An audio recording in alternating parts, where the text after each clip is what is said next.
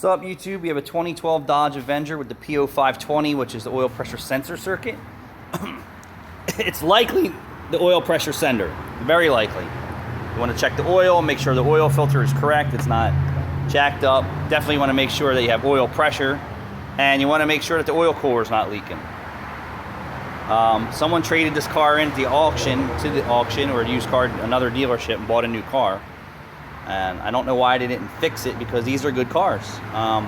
Has the EVAP code and this code. But I would bet you someone gave them some astronomical price to recondition this and fix it correctly. That's why they traded it in. So it could be done two ways. One is just replace the sensor.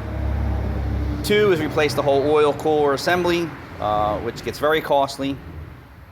So we're going to do this with removing the coolant temperature sensor, and then we're going to gain access to the oil pressure switch, change it out. We're going to replace the intake gaskets on the lower and the upper, because you can see how flat and worn they are.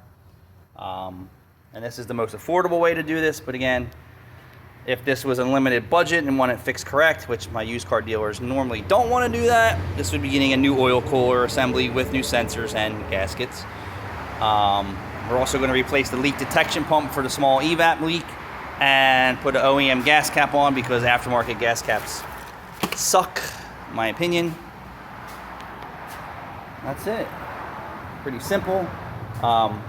Remove the upper intake, remove the lower intake manifold. You can see here, we disconnected all the sensors, get all the dirt and shit out of the way off the top of the intake manifold, and then make sure you wipe all this debris away from the intake. So wipe that way and wipe this way and wipe down. You don't want any of that shit falling inside the engine.